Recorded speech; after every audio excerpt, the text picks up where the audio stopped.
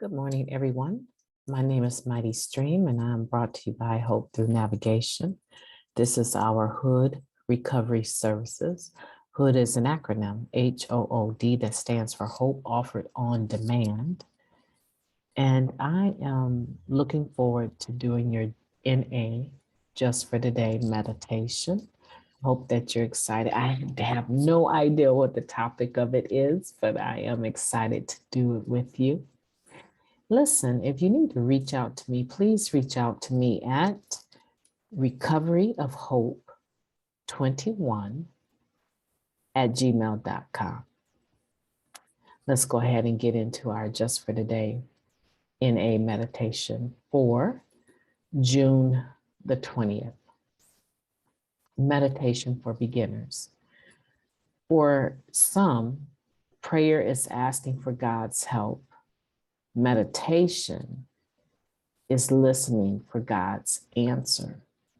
Quieting the mind through meditation brings an inner peace that brings us into contact with the God within us. Basic text pages 46 through 47. So let's take a moment of silence before we get into this, followed by the we version of the Serenity Prayer.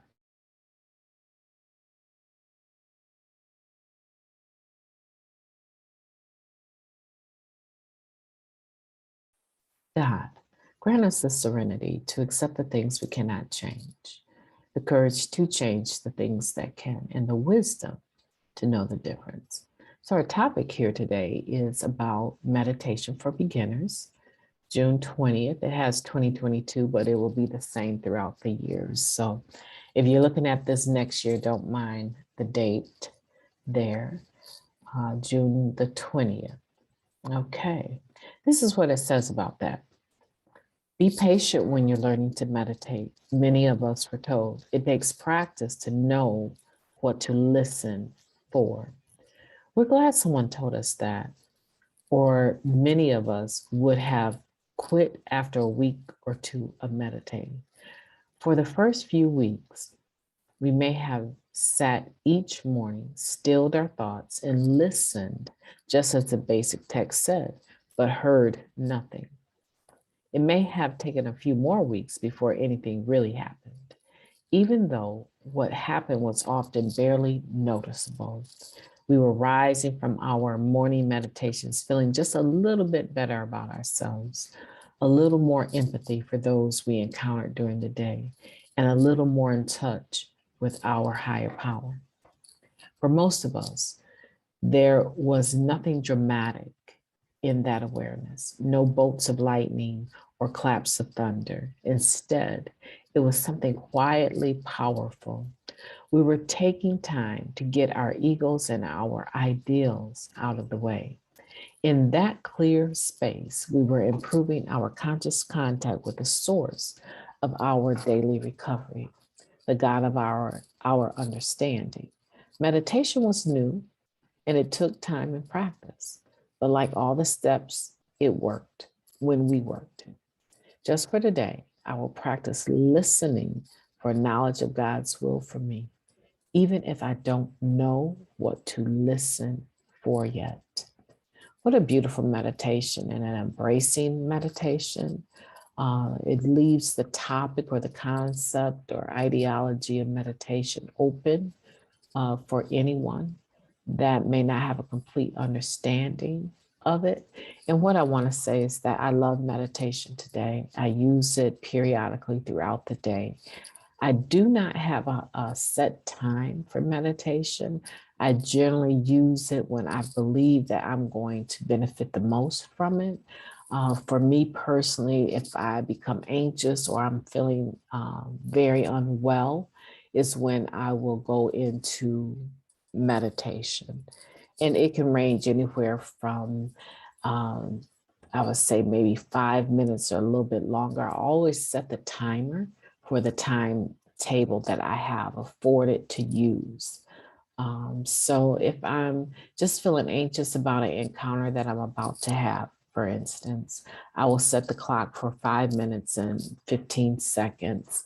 And that gives me an opportunity to start the timer, re-establish my posture, and get ready so that by the time I'm into quieting my thoughts, no longer moving around or sipping my coffee or dandelion root or whatever it is, then I have a full 5 minutes. And then when the timer does go off, I have a beautiful chime, not a very loud chime, not something that's going to startle me, but it also I set it so that it increases in volume.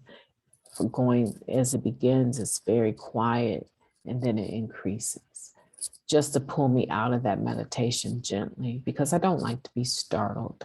So that's one thing that I do is if I'm switching gears and I'm going into an encounter that will change my energy or change the energy that I've had prior to that encounter, I try to prepare myself for that so that I'm listening, I'm attentive, I'm not judgmental, and that I'm kind. If I am taken by surprise, I'll generally just say a silent prayer in my head so that I am able to make sure that the words that come out of my mouth are reflective of what I feel in my heart and also reflective of my relationship of my higher power. That is pretty much why I don't like impromptu encounters. I don't really care too much for being surprised by company because I love to have an opportunity to set my energy right so that people don't get the wrong impression about how I'm thinking or feeling about them. The other thing I think is important for the individual that is really new to meditation is that it doesn't have I want to say like it's not an agenda. It doesn't have an end game because once you get into meditation, you might be surprised at how difficult it is actually to quiet your thoughts.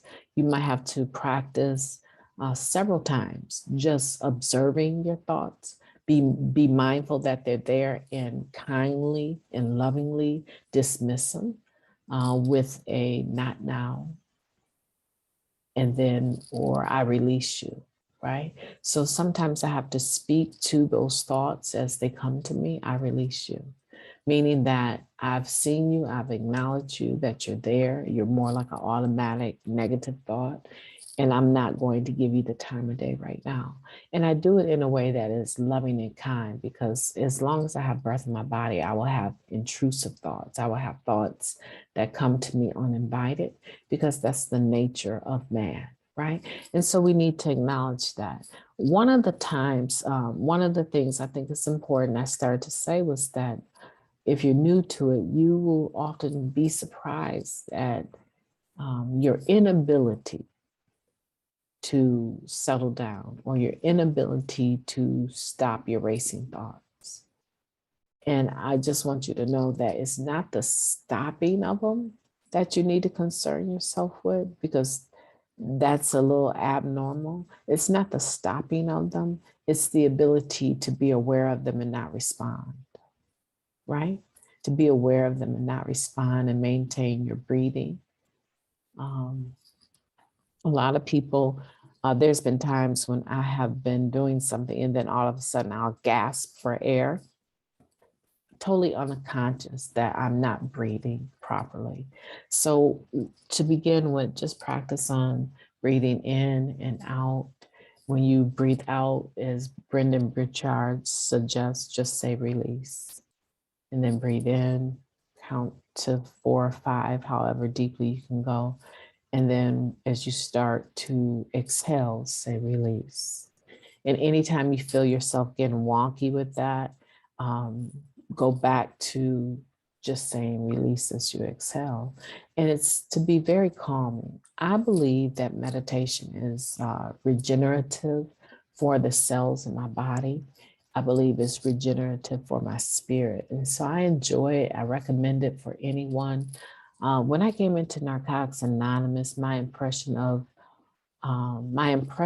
meditation was that it was very Easternly, Middle Eastern or Easternly. It was a tradition that was practiced mostly in the East, Asian countries. And what I came to find out was that even though that has its, that's what we're most familiar with, right? The yoga, the quieting of the mind, and the mantras, and right. And so I could not really identify with that. My religiosity did not afford me to even examine that, or to even feel fooled thinking I'm doing one thing and really I'm just doing something else that doesn't agree with my religion. And so I really had to make sure that meditation had a deeper root. Um, and I remember the first time I got the awareness as a Christian that God breathed his breath into man and he came to life. And so when I thought about that, the power of breath coming from the creator of humankind into our formed bodies and bringing life, I was able to walk it back. I was able to walk meditation completely back to the beginning and to my creator. And when I did that for myself, I'm not sure about the people listening, but when I did that for myself, I became more at ease with the thought of meditation, settling my mind down and listening for that spiritual direction. Because a lot of times when I'm meditating, I find that I'm crying within the meditative time. And usually it's because I am baffled at how much I was actually trying to take on and control as a human of not just my situations, but those of others that I have absolutely no right or authority or control over. And it would become so obvious to me that one of the reasons I'm getting all this gray hair, or one of the reasons I'm feeling so unhealthy, is because I'm actually trying to fix, manage, and control situations that are not for me to do. And I would become humbled in those moments with a spirit of gratitude. And that's what those tears would be, tears of joy. And I never failed to walk away feeling better, lighter, more energetic, because things have been properly aligned as to what is mine to handle and what is not, right? And so I just encourage you to start taking it as a part of your self-care, as a part of something you do for yourself so that you can be better, not only for yourself, but those that are in your life on a day-to-day basis, and those that may not be, but that you serve to some degree, so that everything is aligned. Everything is in its proper alignment and you're not taking on more than you should. I hope this has been helpful for you. This is a topic I could probably talk about all day, but I don't need to. I'm going to keep it simple and leave it there. And I look forward to talking to you tomorrow. Thank you so much for listening.